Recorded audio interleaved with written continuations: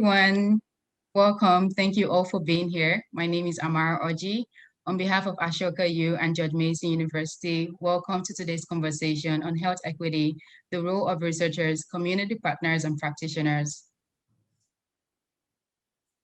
On today's agenda, we will have an overview presentation of what is meant by health equity. We'll then watch a brief video illustrating how Mason is having an impact on health equity in Northern Virginia through the Mason Clinic and partners. We'll then have the panelist discussion, which will then be followed by the audience Q&A. I'll kindly ask that you all mute your mics for the presentation. And with that, I'll pass it over to Dr. Williams. So Williams, thank you.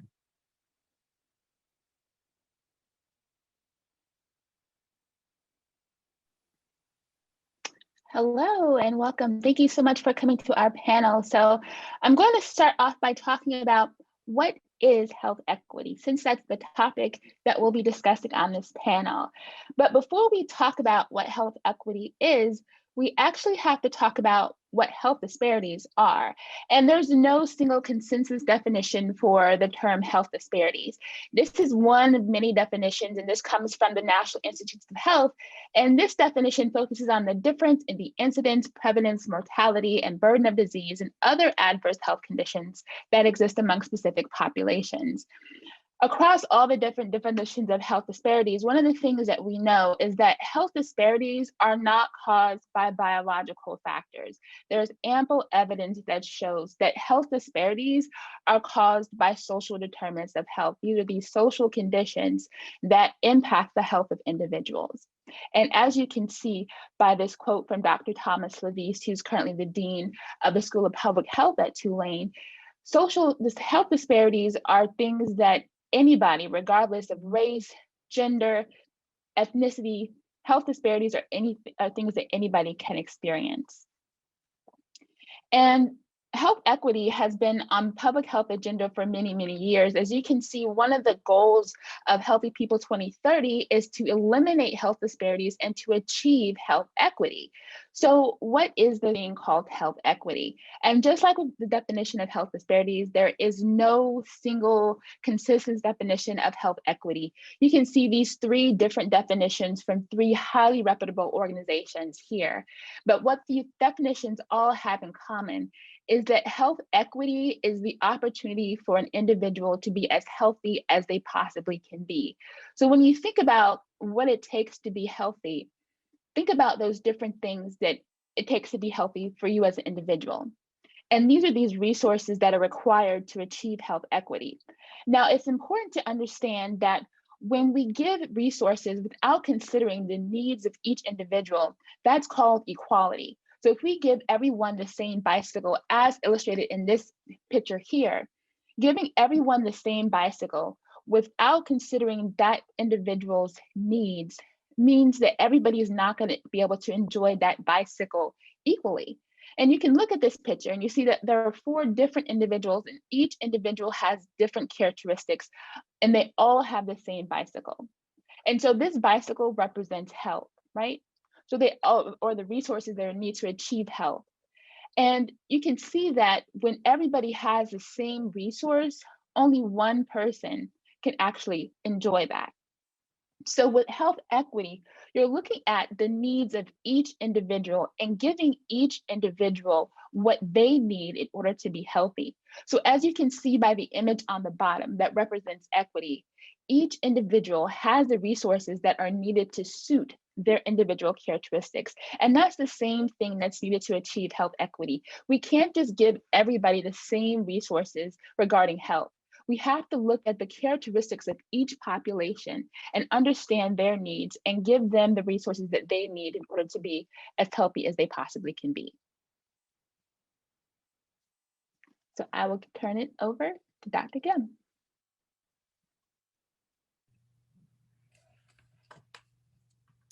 All right, well, thank you, Dr. Williams. So for this portion, I'll talk a little bit about why does health equity matter? So we'll have slides coming up shortly.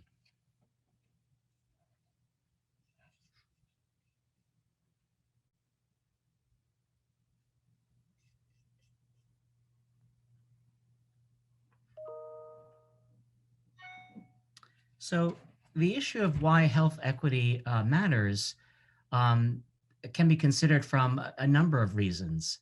Uh, we, in this current period, we see a massive inequality, certainly exacerbated by the COVID-19 pandemic. And as a result, we have many more individuals who have healthcare needs that are not being met.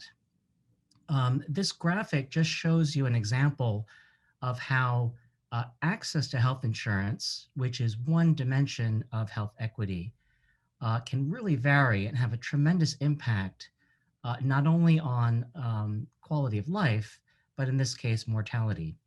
So you see here two different zip codes in California.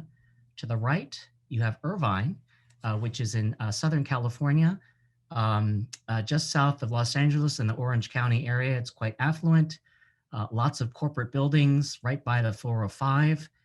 And there, the life expectancy is 88 years old. If you turn to the left, Stockton County is in Northern California. It's in between Yosemite National Park and the San Francisco Bay Area. If you've traveled to Yosemite, this is that flat kind of agricultural part of the valley that people drive as quickly as they can through to get to the park. And here, the life expectancy is much lower, 73 years of age.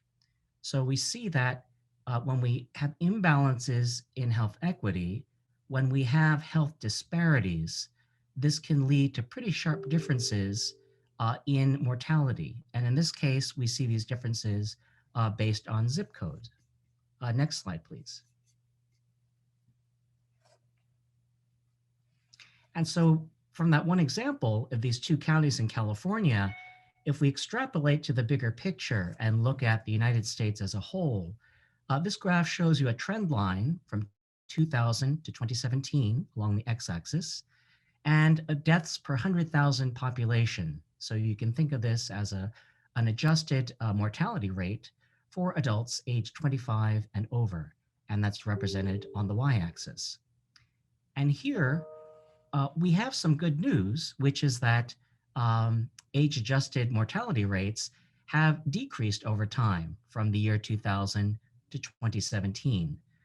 There are lots of things going on. We have increases in technology that improve longevity of life, treatments that are conducted earlier, and of course, improved access to healthcare services due to the Affordable Care Act, which passed in 2010.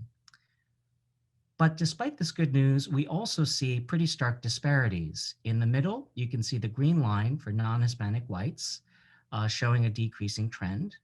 And then above, you can see for non-Hispanic African Americans, a higher level of age-adjusted death rates. So we do see this gap, if you will, or disparity that we could do a more extensive analysis to try to account for some of the differences between these, but this represents a clear example of a disparity, and in this case, the mortality rate is higher.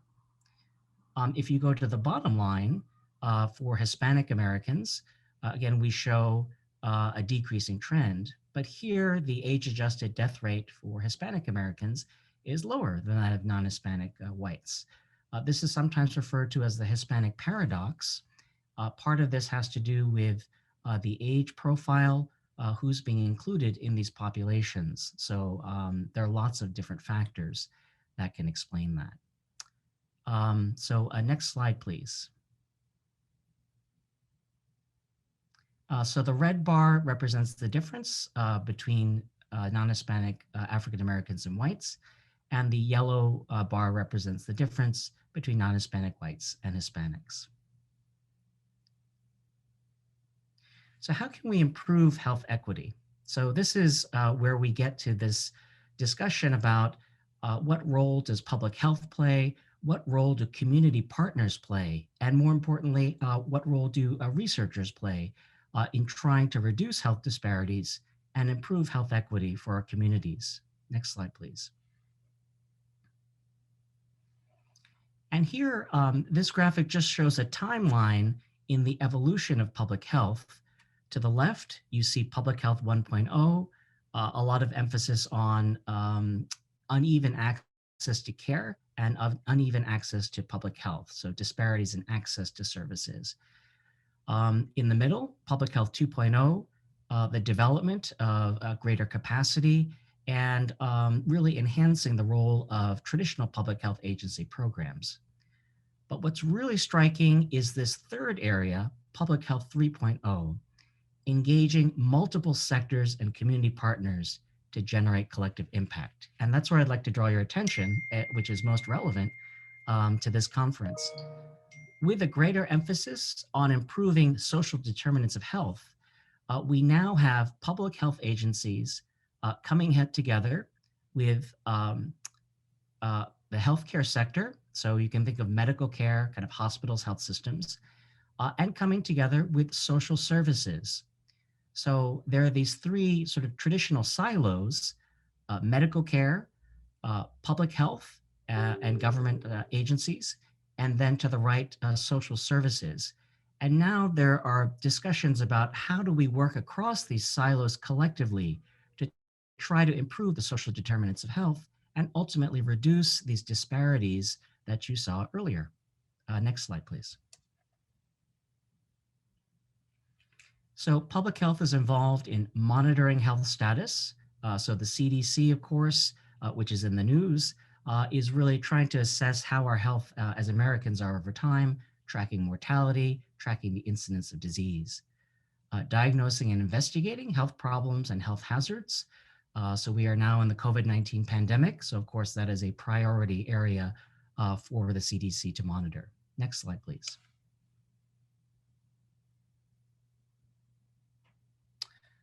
Policy development. So certainly evidence-based comprehensive public health policies rely on research, rely on studies and evidence that can guide policymakers in determining policies, again, to try to help reduce health disparities and to improve health equity to move the ball forward.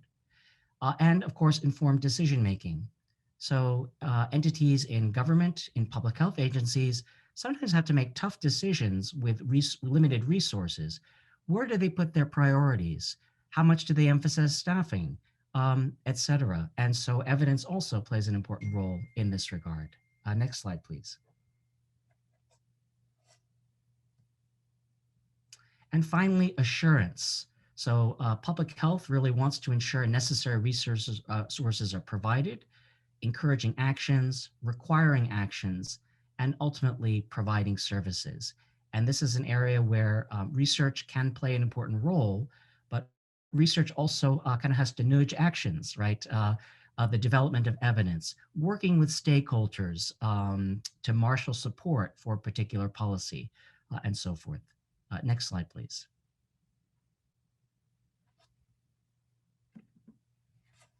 Great, so I wanted to show you an example in which there has been cooperation across community partners, practitioners, and researchers right here in Northern Virginia, and George Mason University has played a major role. Two of our panelists, Dr. Becky Sutter and Dr. Caroline Sutter, are actually included in the picture here. You'll have a chance to meet them shortly after the video. Next slide, please.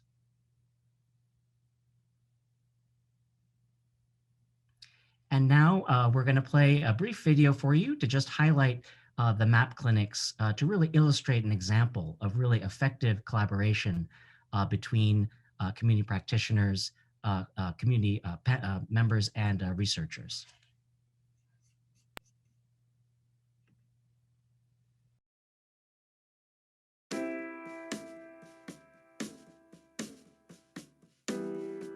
The MAP Clinic is a really important partner in the community because they are the first point of access for many disenfranchised communities. They really serve the most in-need population and the most in-need communities. We are a no barrier kind of initiative. And what that means is that we don't ask the questions about immigration status. We do not ask questions about their ability to pay because we don't get charged. We don't charge anything.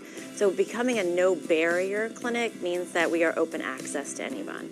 That means that we get patients in and we're really able to help navigate them to the services that make the most sense in those counties for them. So I think one of our biggest impacts has been the ability to not just provide the direct provision of care, but to really help them navigate resources that they otherwise would not know about or would not be able to navigate on their own.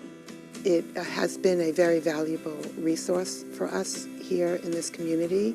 When we have a child who is ill and they have no resources to go to a physician, we can reach out to the MAP clinic. These folks are now connected to a medical home, so they don't have to keep going to emergency departments to get care or going without care. We have patients from 108 countries and they speak 48 different languages. We care for the most vulnerable in our population, and we also recognize the barriers that newcomers to this country have. We offer language services. We have translators, medical assistant translators in place.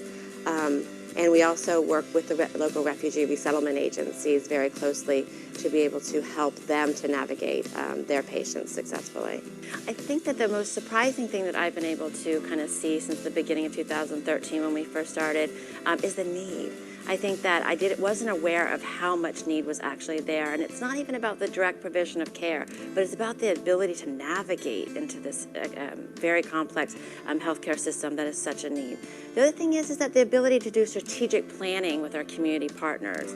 In academics, we're able to really kind of see what's on the horizon, and this opportunity has really allowed us to kind of impact into the community faster than I think we normally would have been able to, because we have a practice site to actually do that implementation. I think that as the clinic has been already has made a great impact in the community, and I believe that it's going to be even better. I think it's a great impact here, and I think it's a blessing for the people who live around here and can have access to this clinic.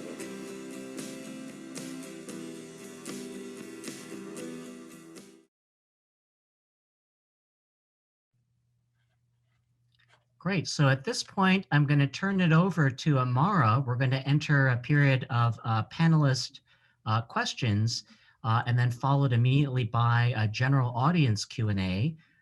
So as you can see at the bottom, even during the panel session, feel free to write in your questions in the chat box. Grace, who's one of our PhD students, she'll be monitoring the chat box and assisting with the audience Q&A portion. And of course, Amara will be leading us in the asking of questions. So Amara, I'll hand it over to you and you can introduce the panelists on the next slide. Thank you very much, Dr. Game and Dr. Williams. That was an excellent presentation. My apologies for the technical difficulties. So next we'll move on to the panelist discussion. I would ask our panel a couple of questions, give each of them some time to respond, and then we can transition into the audience Q&A. I would ask anyone who has questions to kindly put them in the chat box now so Grace can begin to sort through them and find the underlying themes. Right. On our panel today, we have all Mason faculty. First up, we have Dr. Michelle Williams. Dr. Williams is an assistant professor at the Department of Global and Community Health. Next up, we have Dr. Gilbert Gim. Dr. Gim is an associate professor at the Department of Health Administration and Policy, and you already heard from both of them. Next, we have Dr. Jhumka Gupta. Dr. Gupta is an associate professor at the Department of Global and Community Health. Next, we have Dr. Caroline Sutter. Dr. Sutter is a term associate professor at the Department of Nursing and co-director of the Mason and Partners Clinic. And last but not the least, we have Dr. Rebecca Sutter. Dr. Sutter is also a term associate professor at the Department of Nursing and also co-director of the Mason and Partners Clinic. This is a stellar group of speakers we are fortunate to hear from today. And with that, we can begin the discussion. So with COVID disrupting some of the improvements and strides made in public health, to what extent do you think the COVID-19 pandemic has worsened health equity? And what lessons have we learned to inform priority areas in 2022 and beyond? And Dr. Caroline, you can take the lead on this one. I sure will. So I think the COVID-19 pandemic has really highlighted those health disparities that we just learned about and we just talked about. You know, longstanding systemic health and social inequalities have put ethnic and minority groups at increased risk of both getting and dying from COVID-19. And so if you believe that health equity is when everyone has the opportunity to be as healthy as possible, then we have to understand the barriers that COVID-19 has highlighted. And one of the things that I've heard lately that I think is really important for you to understand is that the population that really is most at risk for getting and dying of COVID-19 has challenges with technology and are limited by trust. And so say that, challenged by technology, limited by trust. So how can we reduce health disparities and get health equity in a COVID-19 pandemic is by addressing both of those, taking down barriers to technology. Getting on a list for a vaccine right now can be pretty complicated for even those of us that are technologically pretty sophisticated. Imagine if you don't have the ability to navigate that well. You know, and then looking at the trust issue, which is well known to all of us who do the work in vulnerable populations. How do we break down and really impact and get trust back with this population so that we can reduce that vaccine hesitancy and get the people that we know need this vaccine the most to accept it? And so I think those two major challenges are something that we will see and we need to continue to work towards: technology improvement and access, as well as that trust access issue.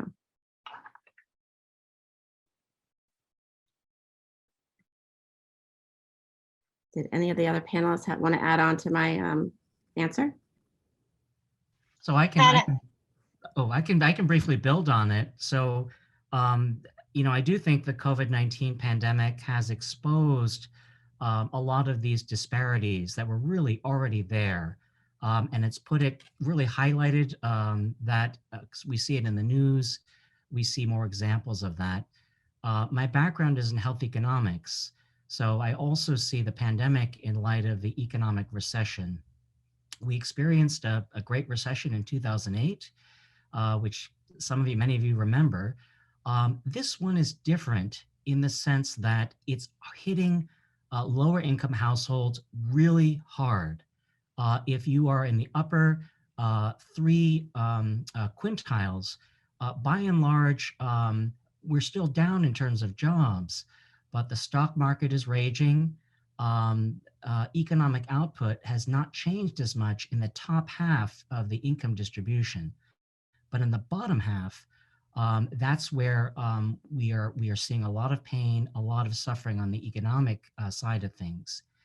And that's devastating for access to care because in losing your private insurance, or if you lose your job or are placed on a mandatory furlough, you also lose your private health insurance, which now means you either apply for Medicaid or you go uninsured and try to find a community health center, another MAP clinic, or another site to go just to help you during this gap period. But the fact we've had this recession for almost a year, and a lot of these jobs at the lower end of the income scale are still not coming back yet, I think it's just devastating. There's no doubt that it's worsened some of the disparities that were already there. I'm hopeful with this latest COVID-19 relief package that we're going to see improvements in the summer and fall, but there's still a lot of pain in the economy right now. And I think one of the things that I want to just tag on there is, you know, the questions around, you know, what are we going to do 22 and beyond? Like, what are we going to do to learn from where we were so we don't get back there? It's going to have to be in policy conversations.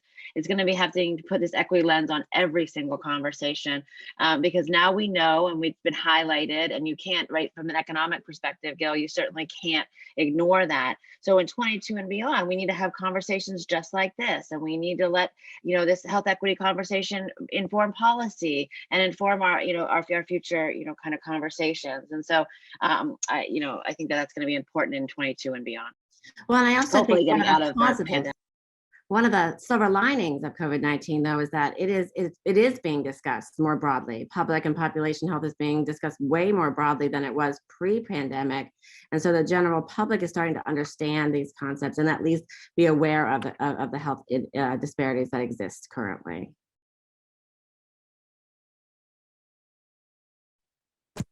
in their own I- communities. Yeah, and I would like to add everything about the COVID-19 pandemic has been alarming, but unfortunately, none of this has been surprising for those of us who work in this area. These inequities have existed for years, for decades, and now they've just been exacerbated. So I think, as Dr. Rebecca Sutter said, that the equity conversation has to be part of any recovery conversation that we discuss, whether it has to do with gender or race or immigration. All of those things matter as we look ahead. Yeah, just to finish that up, longstanding systemic health and social inequalities have really just been highlighted by this COVID-19 pandemic. What we do with that and how we come out of that is up to all of us to continue these conversations, to get us out of the pandemic and further beyond. Great, thank you. I hear great answers on that one. Dr. Becky, you can start us off on the next discussion. How have practitioners and community partners worked together to improve health equity? And how do you see that continuing in the future? So I think that I can give some examples around that. Certainly, I think that part of it has been communities coming together at the grassroots level, leveraging existing partnerships and then building other partnerships. And I can tell you that being part of the community in Northern Virginia, where George Mason, is at, we've been able to be embedded there through the work of the Mason Partners Clinic and through the other work that has allowed us to just, utilize all of those partnerships to do right by those and to fight and advocate for the needed services through the pandemic. I've also watched some amazing new partnerships kind of come on. Health for a long time stayed in its own silo. We didn't reach out to other sectors. We didn't reach out, to our partners in social services, and now we know better around that. That was pre-pandemic kind of partnering that we were starting. So let's reach out to those that are looking at food insecurities and housing insecurities, and that all matters.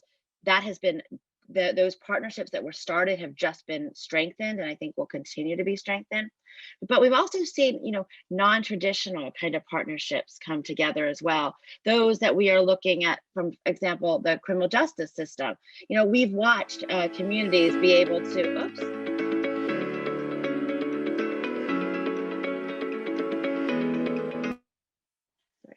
we've watched, us be able to kind of work with those existing partners that we had and kind of say, what is going on in your world? How can we help you? How can we help those that you're serving in a more collective way? So I think that there's been some silver linings in the pandemic as it relates to this health equity conversation. One, partnering, existing collaborations, embedding. I would say for academics, it's essential that we get our place in community work, that we show up, that we show what our impact can be, not just during an emergency, but in strategic planning with them. And I think that from a health perspective, and access only, telehealth, right? I mean, telehealth, which was on its road to becoming part of the healthcare landscape and the conversation, it's here to stay. It's forever changed the way that we provide care. I'm grateful to say that in our vulnerable population space and those that that do have that technology limitations, we've worked really hard in the MAP clinics in George Mason to show that telehealth belongs with those vulnerable populations as well, to fight hard to get access to the technology. And because we're a trusted partner and an existing partner, we've been able to provide telehealth services that will continue in the years to come. And just to tag on to that, to try to put a positive spin on it as well, is I think we'll see additional funding opportunities for work that's outside of our own disciplines, and to work in multi-sector collaborative groups to really make collective impact. And I think the funding will support that moving post-pandemic. And I'll tag on that on the funding question. And so that's been a big problem historically. What's called the wrong pocket problem, where a lot of the resources and dollars have been on the medical care, hospital health system side, very little in the way of financial resources on the public health side, and very little in the way of resources on the social services side. And the main problem with the wrong pocket issue has been the medical care sector, which has the dollars, um, doesn't benefit directly from its investments in social determinants. So they're almost like providing this freebie that other entities get to free ride on, and they don't really recoup the benefits of that. I do see, though, looking to the future, though, lots of experiments happening in the field. So Dr. Len Nichols, who's a professor emeritus, is involved in 3 different projects to implement a payment model where the medical care sector is investing in social services, is investing more in public health, is trying to share data, and making the case for a positive return on investment, or ROI. That's been a big barrier, certainly for health systems, in moving forward to finance these efforts.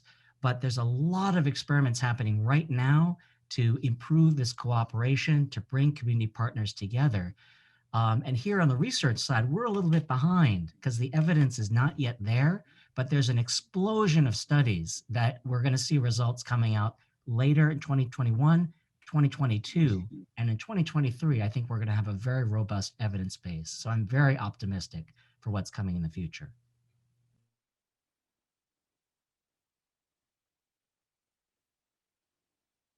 Okay, well, thank you. We have time for one last discussion, and we can move into the audience Q&A. I think it's beneficial that there is now more focus on social determinants of health rather than just the clinical and biological factors. Which social determinants of health do you think should be a priority going forward in the short or long run? And Dr. Gupta, you can take the lead on that. Thank you. Yeah, I mean, this is a very challenging question, and one that my students in my social determinants of health class and my colleagues certainly grapple with, because as you've seen from the presentation earlier and our discussion so far, they're all so interconnected.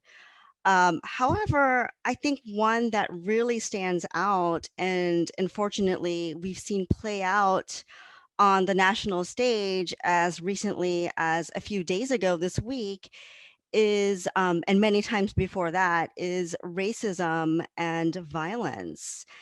And the most immediate health consequence that we saw this week is death. But we also know from decades of research that racism and violence, including violence against women, which is my area of focus, have very detrimental short and long-term health consequences. And those include poor mental health, such as depression, post-traumatic stress disorder, anxiety, chronic disease due to high levels of toxic stress and inflammation, as well as poor pregnancy and birth outcomes, such as low birth weight or stillbirth. And that's just to name a few. We also know from studies very recently that anti-immigrant rhetoric was in recent years is associated with worse pregnancy outcomes among Latinx women and Black women, regardless of education and income levels, have worse birth outcomes than white women. So there's a very robust collection of research that's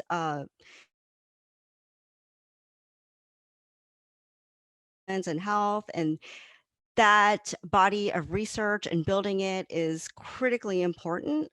But I think moving forward, as you said, in the longer term, I think what we really need to see is direct intervention on these social determinants of health.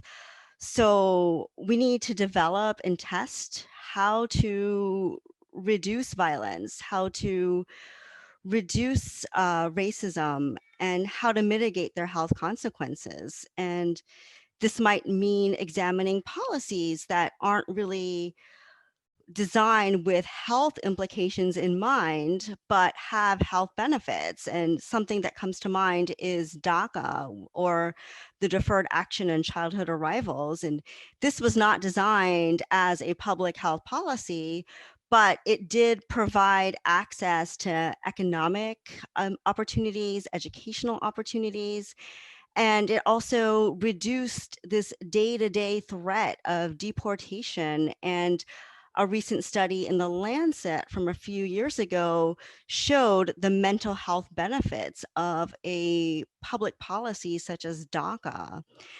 And so in the healthcare setting, as we saw in the video, this could mean something as simple as hanging up a sign saying that there is no place for hate in this clinic. So in the future, I think what I and many others in the field want to see is direct intervention on reducing racism and violence and connecting these interventions with health outcomes. I can tag on to that and say, I totally agree. And doing work with this population, knowing that the traditional social determinants of health actually expand well past just the ability to eat or to live in a house. So we need to make sure that we're inclusive in our discussions of social determinants of health. But even more important to me is that we prepare the future healthcare workforce to think about the social determinants of health as it relates to wellness, and being healthy is more than just free of disease. And so I'm making sure that our future healthcare workforce really understands the importance of including it in all encounters, in all research projects, and any of their future initiatives. That's how we'll make sustained change, is in our future. And if I could just build on that, Dr. Carolyn Sutters brought up the point of doing social risks. So some health systems are starting to incorporate social risk as part of the assessment or visit. We don't yet have a separate billing code for that. If we did have one, we would certainly have every single provider doing a social risk assessment. So, I do think there is movement toward that. If we can have some payment to support that, that would be, even better. In the short run, I do think, and again, I have the economist hat on, there's so many needs, certainly income, food insecurity just come first to mind. And this latest COVID-19 relief bill, I think will have a lot of impact, particularly in the lowest quintile households with regard to income. Again, there's a lot of pain that's happening. And it's difficult to think about healthcare. It's difficult to think about a well child visit when you're about to be evicted or you're making awful choices between whether to buy this food or to go without and pay the water bill. So that is an immediate short-term need. I do think in the long run, though, it's going to come down to early childhood education, guiding youth as they move from this vulnerable period from being 16 or 17 to 21. And to mind, I think of, foster youth and disabilities, which is my area of research, but that's a really vulnerable period. And without kind of not only just providing education, but helping youth to make the transition to young adulthood successfully so that they can, apply for good jobs, increase their future income, that will open up all the other social determinants of health. They can afford food, they can afford private health insurance, they can afford this and that, technology, Wi-Fi access, et cetera. But if we don't help these individuals make that transition from age 10 to 18, it really makes it a lot harder. So I do think, in the long run, having these more intense investments, early childhood education, but I think more importantly, age 12 to age 18, that's the dangerous period where some kids do fine and others get hooked on illicit substances and there's no support system. Or in the case of the foster youth system, they hit a cliff where there's nothing at age 18 and they're asked to become a full-fledged adult. That's the policy changes that we need to have conversations around. That's a post 2022 work. But I also think that we have some really important work to be done very, very quickly. What we do now, and I've been active in kind of the chat a little bit, was saying some of this, but there's already people that are collectively doing impact work together right now because of the pandemic response. So we've already brought partners together, they're responding. That's going to fade if we're not careful. And so to keep all this work moving forward, to shift it back to a more normal, I hate to say that, state, but not just in an emergency kind of how can we get this basic needs met, but into the conversations around obesity and the opioid epidemic and what's happened and mental health and everything else. Do it now, engage now, be thoughtful in that so that we can build towards a 2022 conversation that is more broad than an actual kind of just immediate need kind of perspective. And so, Gil, I challenge us all to kind of in the conversations that we have with our partners. And again, that has been the key part of us being able to respond to this pandemic is our existing partnerships. Let's not lose that existing partnership. Let's grow that, but let's grow the conversation. Yeah, I agree. Right, thank you so much to our panel. Those were fantastic questions. We had a couple of questions in the chat. So the first question I'll go to is, it was when we were talking about COVID-19 and the future and beyond, like what are things that we see or the changes that we expect to see? And the question was, could you give an example of an action that was born from the community? I'd like to take on that question because I've had the opportunity to work with a community-based organization over the last couple of years. And one of the things that they did, and this was mentioned about telehealth, right? So how big telehealth has become now. And I think it's very easy for providers to say, oh yeah, just jump on a telehealth call. Everybody has a cell phone, everybody has an iPad, everybody has access to the internet. It's just so easy, just press the button. And so what this organization did is they realized, hey, more senior people don't necessarily have the equipment that's needed, but also the skills that's needed to actually engage with their provider effectively using telehealth. So they actually decided, you know what, we're going to start this program where we are going to train health educators to train older adults who need to see their healthcare providers on a regular basis, but can't because of the pandemic. And we're going to train them how to use telehealth. We're going to say, this is a computer. This is a microphone. This is what you need to do. And then we also found that there were many people in the community who did not have iPads or smartphones, right? They might have had what they call the Obama phone, where you can just basically call somebody, right? They didn't have the technology that was needed. So the organization acquired funding to be able to provide these people with the iPads, with the equipment that they needed. And that was a community initiative. It had nothing to do with academics. I just came on as an advisor, but the idea, the passion was actually originated in the community because they say, this is a problem. You know, we want our people to be able to access telehealth and they just can't. But they did the work and it came from them. And that I'm just so proud to be able to share that example. That's an amazing example.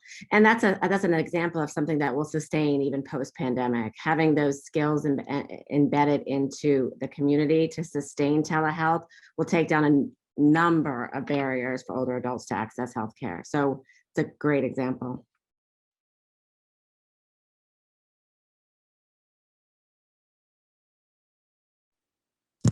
Sorry about that. Any other panel want to comment on that? Okay, I'll go to the next question. So this is related to vaccine and the trust with the vaccine. I wanted to go back to the reluctance to vaccinate by the most vulnerable ones and other booster of health disparities. Trust was mentioned and that is important for sure. Any practical ideas from the panel on how to fight fake news which widen health inequality? That's part one. And part two is, what can we, or we is the society, the university, change makers do? And I'll put the question on the chat.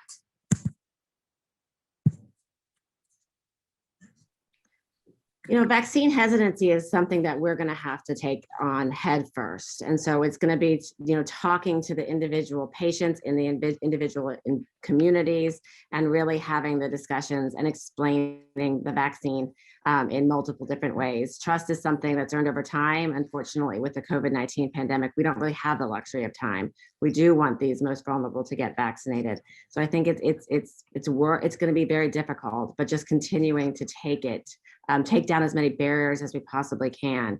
One example would be the Mason and Partners Clinic recognized that technology was a huge barrier for people who, getting on lists for vaccine. So having a walk-in clinic occasionally to allow taking down some of those barriers and having access to the vaccine outside of so much of the difficult, you know, technology piece has shown to really improve trust in the community, and we're reaping the benefits of that at this time in Northern Virginia. And just to tag onto that, I think some of the conversations that we hear at a local level with our community partners and listening to what they feel, which is really a big part of this, right? How do they feel, and what do they think is going to work?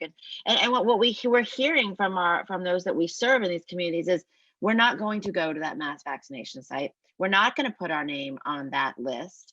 We're not going to certainly give you our email or way to contact us.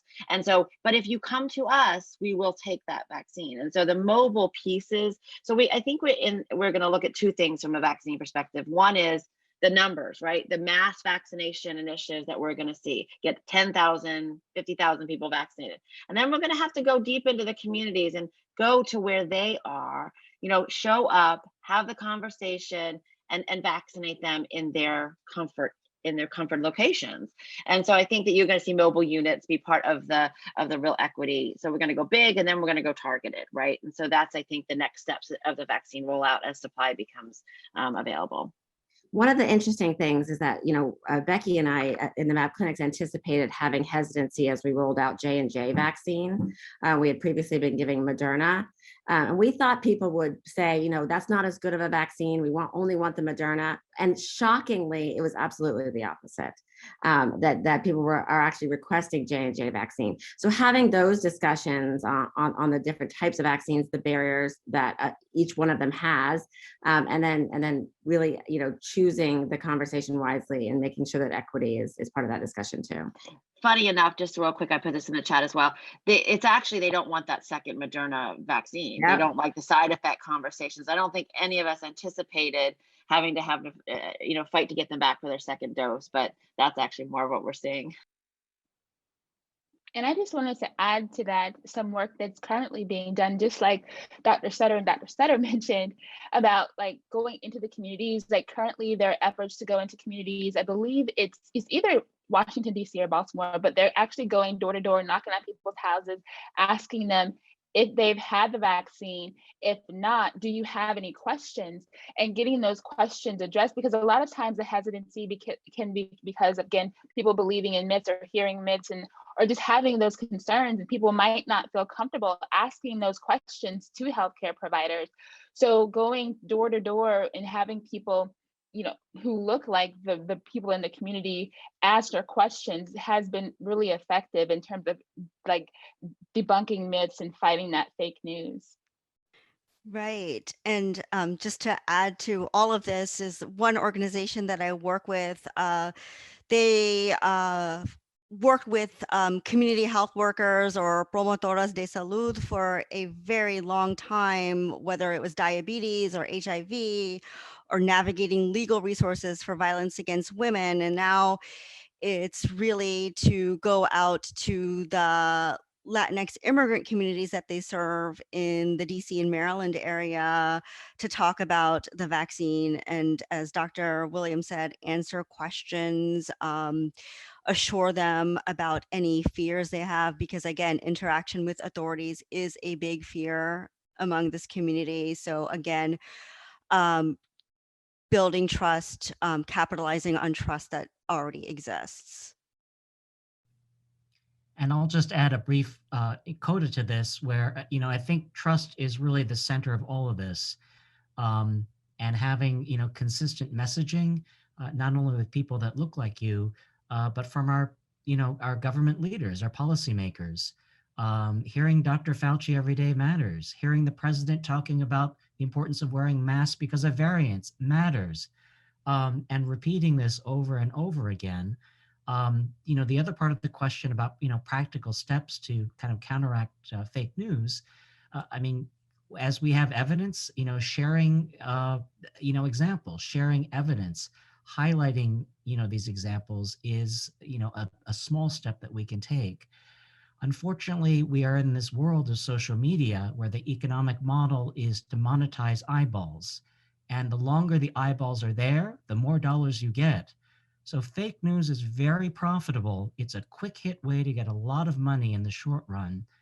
And so that's a really difficult business model to undertake. It's a bigger issue that kind of goes beyond health equity. But I do think the industry are taking kind of baby steps there. And I do think policymakers have to take a long, hard look, right, at, yes, we don't want to censor free speech, but we probably want to do something about these 2 or 3 websites that are just spewing fake news, hate-filled speech consistently over and over and over and over again. So that's a bigger issue beyond this. But certainly at the university level as change makers, sharing evidence, repeating the truth, forwarding tweets that Dr. Fauci has said, these are all good things. I just want to highlight, Raphael, one of our, that's an amazing post that he just put there about the mobile units, mobile clinics, and incentivizing that. So I just want to highlight that in the chat that I would recommend everybody look at. It was a great vision. All right, thank you so much for the feedback and answering the question. So we have another question about other pandemics that we have encountered. So the question is, I would also love to hear the panel discuss on other pandemics we've already had, especially diabetes and other conditions linked to bad eating habits, which also impact the most vulnerable ones. How can university changes have a true impact on those? And I'll put the question in the chat.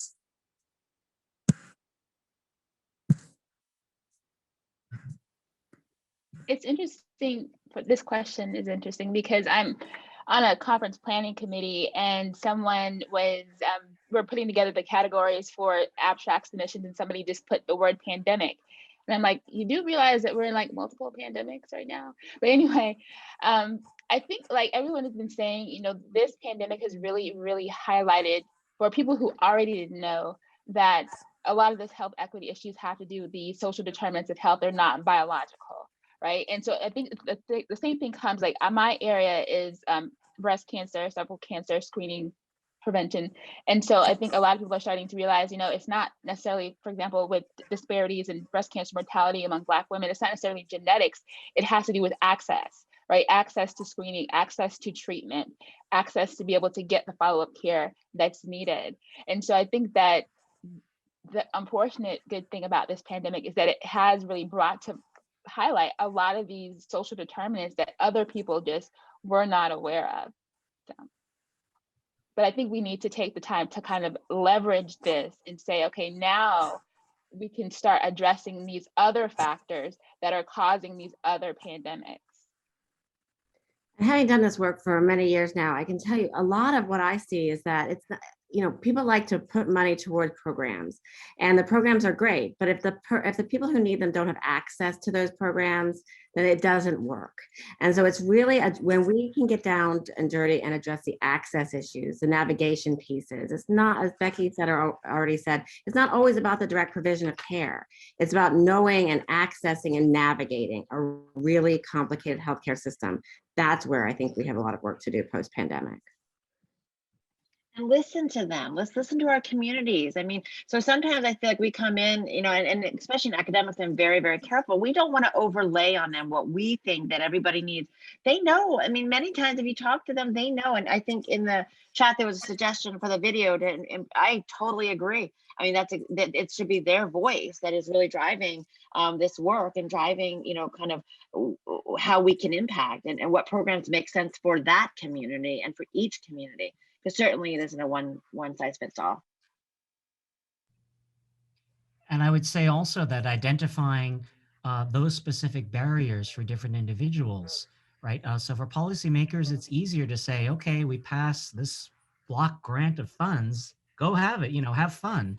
But the reality is there are these issues with health literacy, access to technology.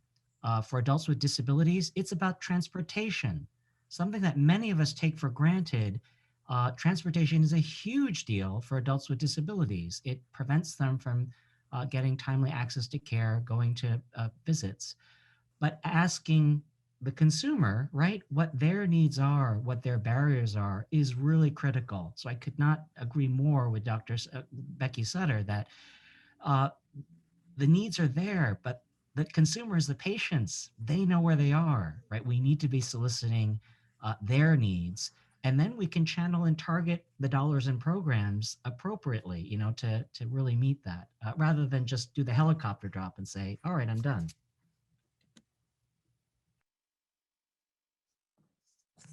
All right, one more question in regards to food. With regards to food insecurity, what ways can we leverage or improve partnership with agribusiness? And the second part of the question is, what is lacking right now?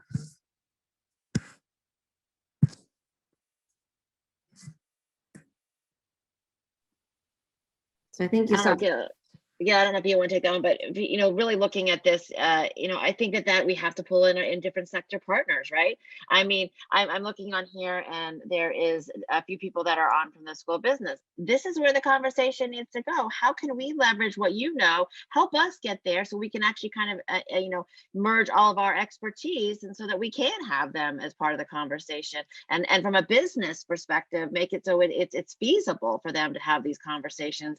And in some ways, I think that we have to expand our own health lens on this to involve those sectors that can help us with that space.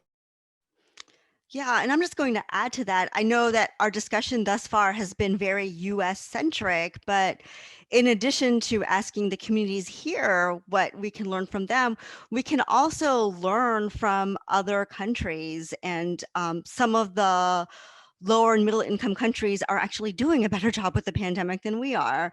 And they have been creative with food distribution to make sure that food is going to women because of gender roles, make sure that it goes to women, and that way it'll go to the children. And when food is distributed, combining that with health interventions such as mental health, psychosocial support. So you're giving them what they need immediately and tacking on other health components as well. So being more innovative about who we turn to as public health experts.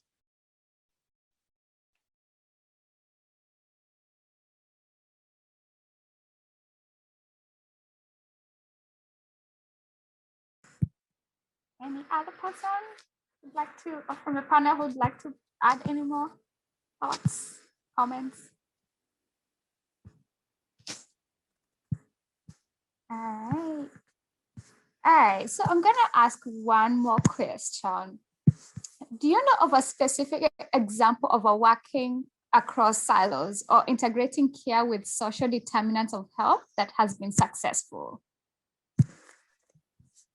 I can talk about our homeless initiative again. I think that has been probably one of our most impactful ones that we've looked at. It's not that we haven't always kind of identified our homeless population as a vulnerable space. It's that we haven't really known how to kind of integrate all their needs together.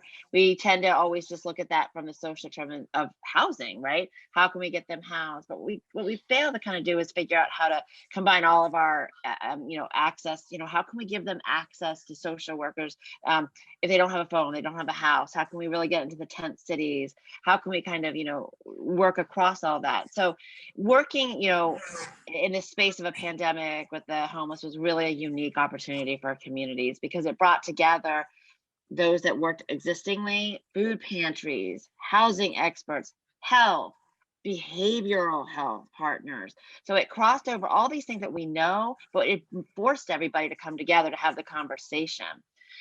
With that came an opportunity for us to leverage, support for a COVID motel where we could actually house people. And that was fascinating to see if you put people together and we utilize telehealth to kind of connect them to health services, but also to the other partners. So we utilize telehealth really as telecare, in the fact that we had put into the COVID motel iPads, but CSB could utilize that telehealth unit to provide behavioral health services. Social services was able to utilize the same platform to have conversations.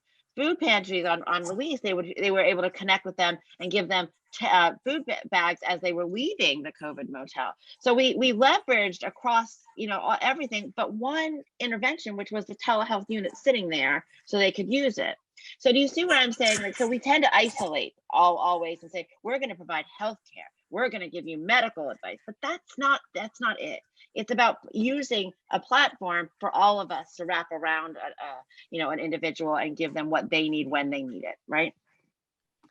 Another example is we do a medication-assisted therapy program out of the MAP clinics, looking at opioid use disorder and patients who are struggling, and really working cross-sector with our criminal justice partners and educating them on really how to best care for them while they're in the criminal justice system, and how we navigate and access care immediately following release from the jail system.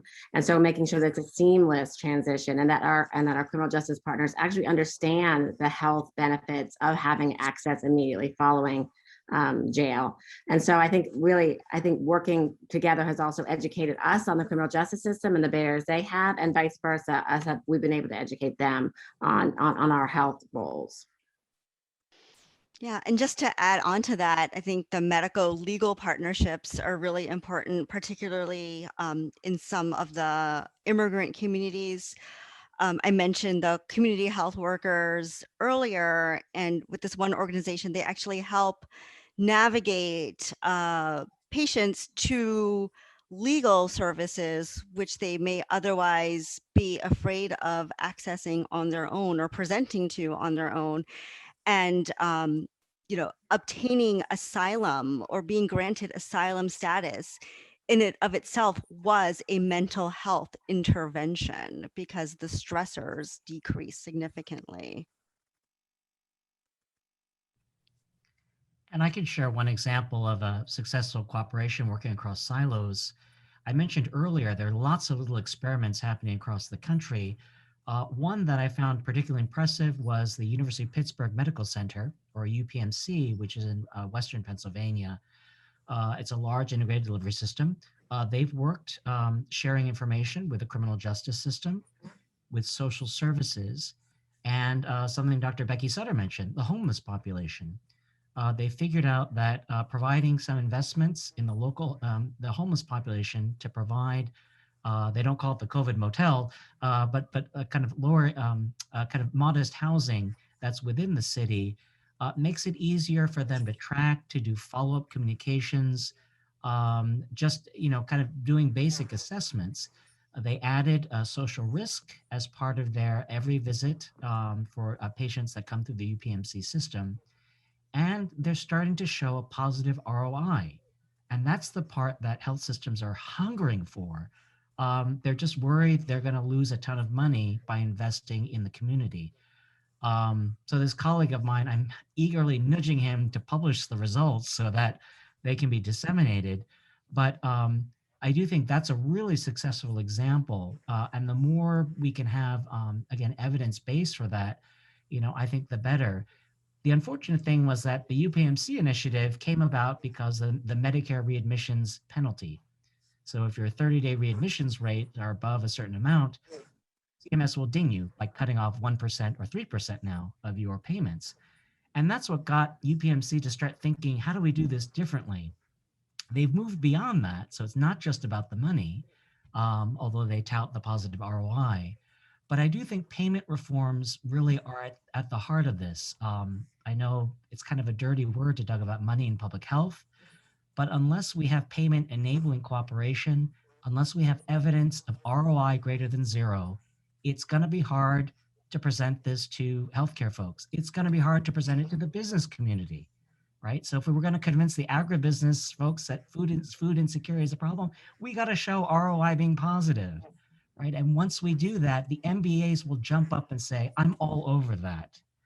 But without the evidence, this is just, that's nice to do, but not, this is something I must do.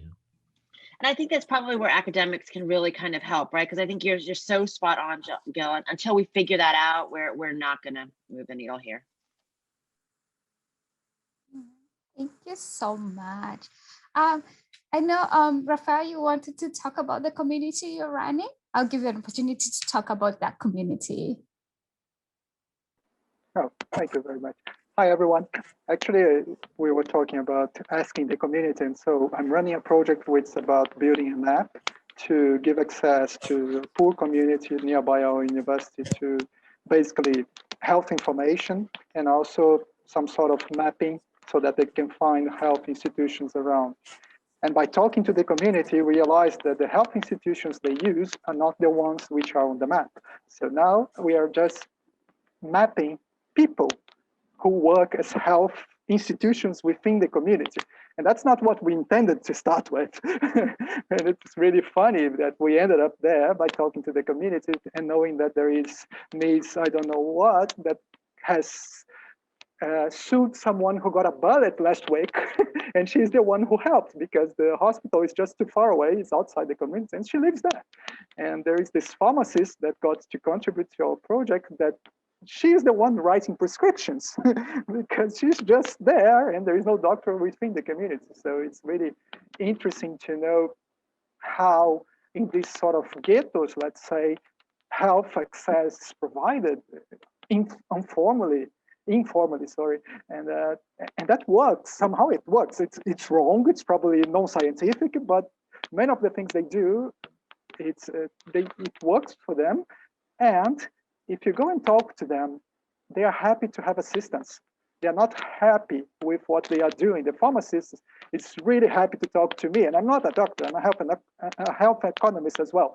And it's really funny that she started sending me photographs of people showing up at the pharmacy and asking for help for medicine because that's the aid they have there. So that's what You're listening to the community. Yeah. I'm going to encourage you to take a look at, we're working to implement something, it's called Unite Us. It's a platform that allows for connectivity through using technology to connect just like that. So if we know that there are, individual community members that are able to actually help with that navigation piece, that technology will connect them. And so we can send it over and they can accept it or not accept it as being appropriate.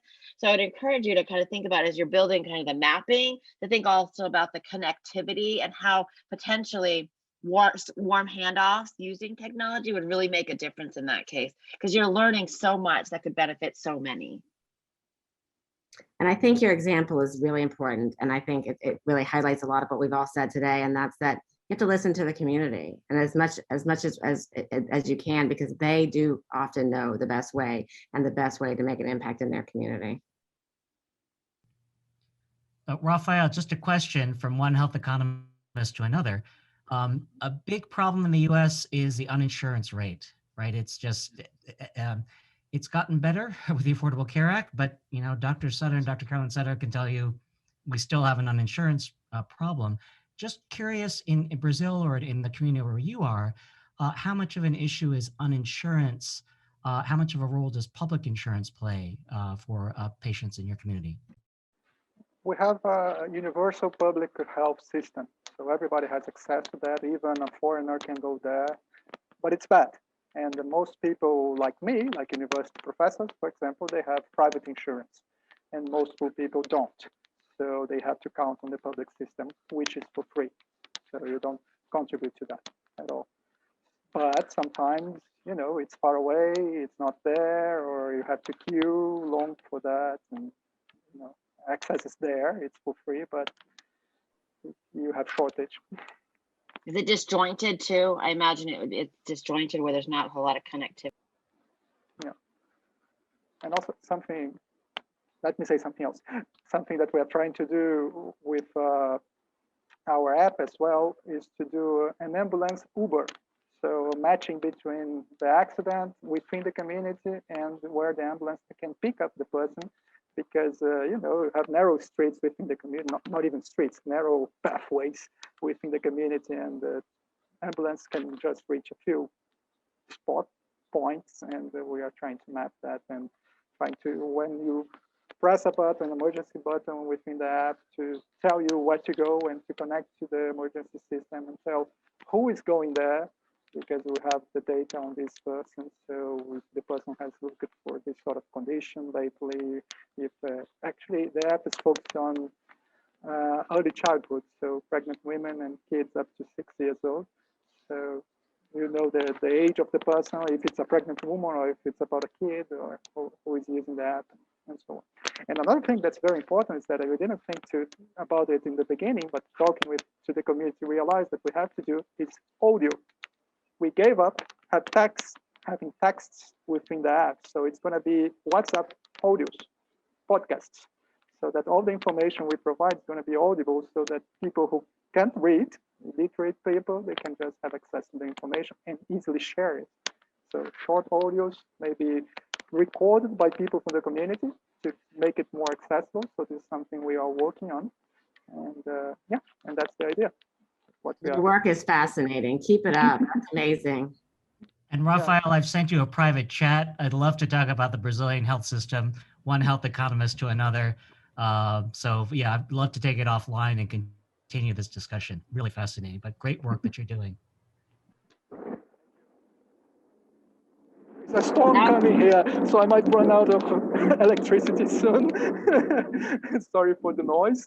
And yeah, actually, with this app, or the idea actually came from a student. So it is a shocker meeting for change makers. So I have a student who is a change maker, actually 2 students, one from economics and the other one is a dentistry student. And they came to me like 6 months ago and told me about this idea for an app. And there was a call for applications for projects from Brazilian universities. And I said, yeah, let's go for it. And we won it. So there were 156 candidates and we were among the 3 winners. And yeah, so now we got $2,000 for implementing it, which is an amazing sum of money for us. I know it sounds ridiculous to you, but in Brazil, for a kickoff project like that, just a seed grant like that is just can do amazing things. And actually, it's basically for paying the students because now we have like 10 students working on the project. Yeah, and we are bringing information from psychology students, nutrition students, and medicine, of course, and so on. So I'm trying to do something big. We keep on. Thank you for the incentive, the pushing.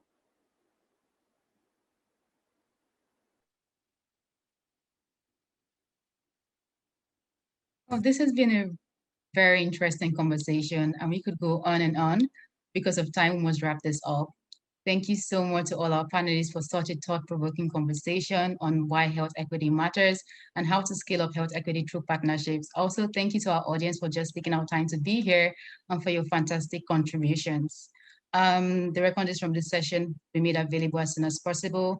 And also, we have included a link to our faculty webpage so you could connect with the panelists. I'll close out the session. Thank you so much. Thank you all. Thank you all for joining us.